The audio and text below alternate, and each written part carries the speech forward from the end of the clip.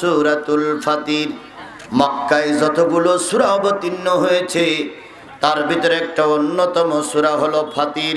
ফাতির মানে প্রশস্ততা। আল্লাহ বলতেছেন আলহামদুলিল্লাহি ফাতিরিস সামাওয়াতি ওয়াল আরদ, নিশ্চয়ই সমস্ত প্রশংসা সেই আল্লাহর যিনি প্রশস্ত আসমান এবং প্রশস্ত জমিনের মালিক। বলুন তো আসমান জমিনের মালিক কে? আরেকটু জোরে বলুন, আসমান জমিনের মালিক কে? এই সূরাটার আয়াত হলো 45। আমি তেলাওয়াত করেছি 31, 32, 33 তিনটা আয়াত। চলুন আয়াত তিনটা যে আল্লাহ বলতেছেন ওয়াল্লাযী আওহাইনা ইলাইকা মিনাল কিতাব। ওগো নবী, আমি বা আমরা ফেরেশতার মাধ্যমে তোমার প্রতি যে কিতাব নাজিল করেছি ওই কিতাব হুয়াল হক, ওই কিতাব সত্য। বলুন তো আল্লাহ রাব্বুল আলামিন যে কিতাবটা নাজিল করলেন সেই কিতাবটার নাম কি? মুসলমান স্পষ্ট করে বলবেন ওই কিতাবের নাম কি? কোরআন সত্য না মিথ্যা? পৃথিবীতে যত কিতাব আসছে সব কিতাবের ভিতরে ভুল ভ্রান্তি এখন জন্ম নিয়েছে। একটা কিতাবের ভিতরে কোনো ভুল নাই, সেটার নাম হলো আল্লাহর কোরআন। বলুন তো বাংলাদেশের কোরআন আর পাকিস্তান কোরআনের ভিতরে পার্থক্য কি? কোন পার্থক্য আছে? আমার দেশের কোরআন আর আমেরিকার কোরআন পার্থক্য আছে। আমার দেশের সূরা ফাতিহাও যা আমেরিকার সূরা ফাতিহাও তাই। আল্লাহ বলতেছেন ওহীর মাধ্যমে যে কিতাব নাজিল করেছি ওই কিতাব হলো সম্পূর্ণ সত্য। কথা বলেন ঠিক না বেঠিক? মুসাদ্দিকাল লিমা বাইনা ইয়াদাইহি, শুধু এই কিতাব সত্য নয়, পূর্ববর্তী আরো যে তিনটে কিতাব নাজিল করেছিলাম সেই তিনটা কিতাবও সত্য। সেই তিনটা কিতাবের নাম হচ্ছে তাওরাত, জব্বুর আর ইনজিল। এই তিনটে কিতাব আর আমার কোরআন, চারটে কিতাবই সত্য। তবে সেই তিনটা কিতাবের কোনো হুকুম আমার সমাজে চালু নাই। এখন চালু আছে আল্লাহর কোরআনের হুকুম। তাহলে সেই কোরআনের উত্তরাধিকারী আমরা। কথা বলেন ঠিক না বেঠিক? আর একটু জোরে বলেন ঠিক না বেঠিক? এবার আল্লাহ রাব্বুল আলামিন বলতেছে, ভালো করে শোনো, ভালো করে শোনেন। আল্লাহ রাব্বুল আলামিন বলতেছে ইন্নাল্লাহা বিইবাদিহি লাখবীরুম বাসীর, নিশ্চয়ই জেনে রেখো আল্লাহ তোমার গোপন খবর এবং প্রকাশ্যে যে খবর আছে সব খবরগুলো কার কাছে আছে? আরো জোরে বলেন, গোপনে কাজ করলে কে দেখে? প্রকাশ্যে কাজ করলে কে দেখে? তুমি চুরি করতেছো, কেউ দেখতে পেল না, কার নজরে ধরা পড়েছ? ভোট কেন্দ্রে মনে হয় আল্লাহ দেখিনি? দেখেছে? দেখেছে? তাহলে আগের এমপিরে পাশ করার জন্য 170টা ভোট দিয়েছিলেন একজনে, অথচ একজনের ভোট দেওয়ার দরকার ছিল কয়টা? মেরেছেন 170টা। কয়টা বেশি মেরেছেন? 169টা বেশি। যখন ভোট মারলেন আল্লাহ মনে হয় দেখতে পাইনি। দেখছে? আল্লাহ দেখার দরকার নাই। সূরা ইয়াসিনের আলোচনা করতেছিলেন আমার আগের হুজুর। আল্লাহ বলতেছেন কিয়ামতের দিন ইয়াউমা নাখতিমু আলা আফওয়াহিহিম তুকাল্লিমুনা আইদিহিম ওয়া তাশহাদু আরজুলুহুম বিমা কানু ইয়াকসিবুন। সেদিন জবান বন্ধ হয়ে যাবে, হাত কথা বলবে, পা সাক্ষী দেবে। সেদিন হাত বলবে আল্লাহ এই তোমার এই বান্দার ভোট দেবার অধিকার ছিল একটা, মেরেছিল 170টা।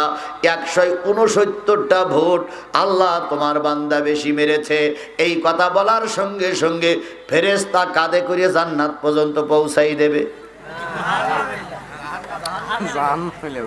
হেঁটে যাওয়া লাগবে না, ফেরেশতা কাঁধে করে নিয়ে যাবে। কথা বলেন? তাহলে এইরকম ভোট মারা টুপিওয়ালা, এইরকম ভোট মারা ইমাম, এইরকম ভোট মারা হাসেব আমার সমাজে 2-4 ঘন্টা আছে না? এখন আবার টুপি মাথায় দিয়ে সামনের কাতারে বসে। আহা, দেখলি মনে হয় জিবরাইলি ছোট ভাই, মনে হয় কেবলমাত্র জান্নাত থেকে পালাই এসে পুরি চলে আইছে।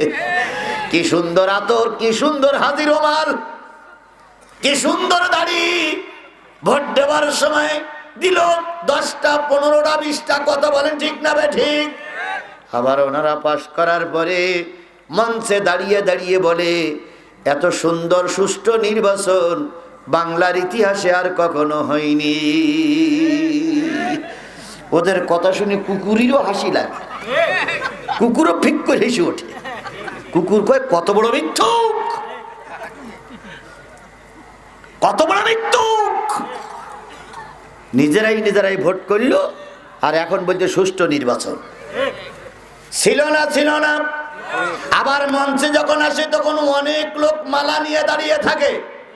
কেউ নিয়ে আসে ফুলের মালা, কেউ নিয়ে আসে গজের মালা, কেউ নিয়ে আসে টাকার মালা, কেউ নিয়ে আসে নৌকার মালা, কেউ নিয়ে আসে বিভিন্ন মালা। আজকে তুমি ভোট চুরি করে ফুলের মালা পরতেছো, জেনে রেখে দাও অল্প দিনের ভিতরে যারা তোমাকে পরাইছে ফুলের মালা, ওরাই পরাবে জুতোর মালা। তাই হয়েছে না হয়নি? ভোট চুরি করে শেরপুরে যারা এমপি হয়েছে তারা যদি এখন আসে, এখন যদি মঞ্চে এসে বলে আমি একটু কথা বলবো, আপনারা কের মালা দেবেন আপনারাই ভালো জানেন।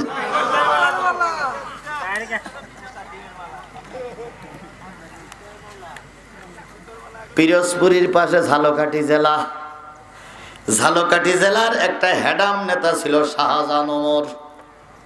কি ওমর? বিএনপি দলের প্রতিষ্ঠা লগ্নের থেকে তিনি বিএনপির সঙ্গেই ছিলেন। হঠাৎ করে গত নির্বাচনের আগে জেলের থেকে বেরিয়ে এসে আওয়ামী লীগে যোগ দিলেন। দিনে দিয়ে তিনি হয়ে গেলেন কি নেতা? হেডাম নেতা। কি নেতা? হেডাম নেতা। হেডাম নেতা নির্বাচন করে এমপি হলেন। বোধহয় কয়েকদিন জাতীয় সংসদে যাওয়ার পরেই আন্দোলন শুরু। হেডাম নেতা এতদিন পালাইছিল, গতকালকে এলাকায় আসছে, জনগণ আসার পরে তার গাড়ি ভেঙেছে। ভেঙার পরে তিনি আজকে গেছিলেন জনগণের বিরুদ্ধে মামলা দিতে। জনগণ এমন পিটান পিটাইছে, সাংবাদিকের সামনে এসে বলতে, দেখো আমার দাঁত ছাড়াই গেছে, আমার গাড়িটা ভেঙে তছনছ করেছে। তাই ওই হেডাম নেতারা যখন আওয়ামী লীগ ক্ষমতায় ছিল, ওরা ছিল হেডাম নেতা। এখন ক্ষমতা শেষ, জনগণ দিচ্ছে জুতোর বাড়ি।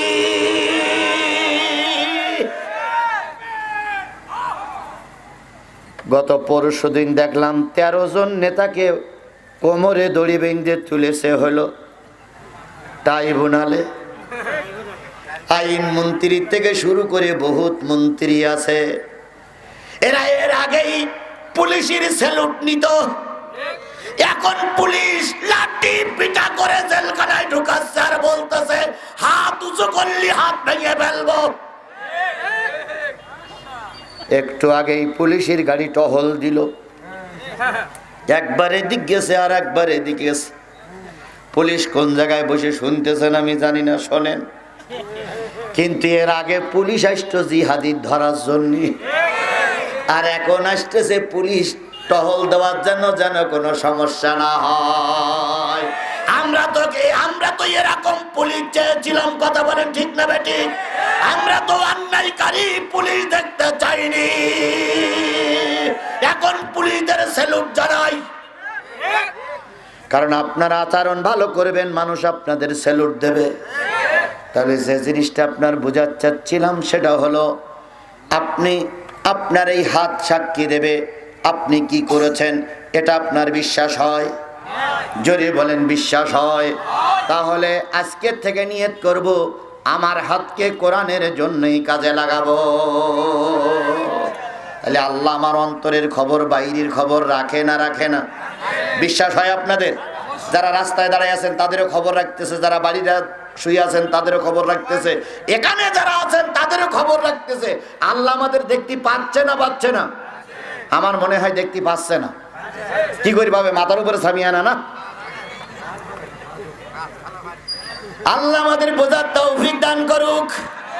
প্রথম আয়াত শেষ, দ্বিতীয় আয়াত মূল আলোচনা।